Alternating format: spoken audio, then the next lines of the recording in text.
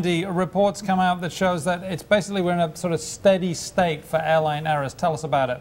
This is about air traffic controller errors, and it's a very closely watched and fairly controversial measure of safety. Those error numbers had been going up since 2007, and they went up significantly from 2009 to 2010. It looks like the FAA is about to report that they remained flat in fiscal year 2011. So this is in some ways good news, but it's also a very controversial issue and the beginning of a debate about whether the FAA is actually capturing all the mistakes by controllers and what computerized systems can do to improve safety and capture even more mistakes.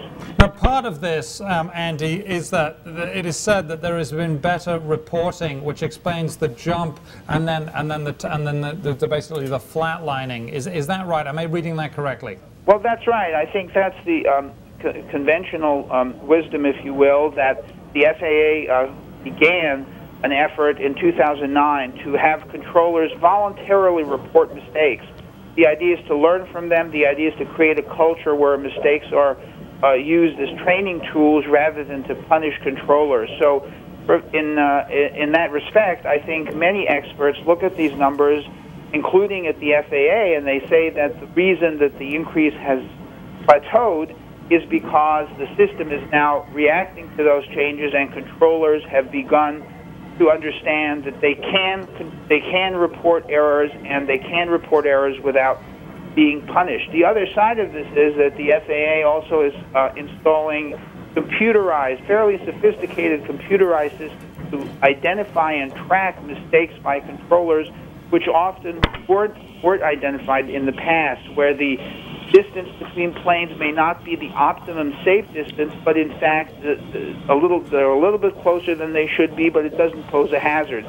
Because those kind of mistakes are now going to be tracked and identified, I think many experts are looking for significant increases in the total number of errors in this year and perhaps going forward. Andy, it's Evan. Try and give us some background on these numbers. If there have been 1,900 incidents, plus or minus, how are we supposed to feel? I mean, how many flights are there in a given year? Are we just talking about U.S. domestic? What is the potential overseas, just numerically? Isn't that a greater threat in terms of air safety control?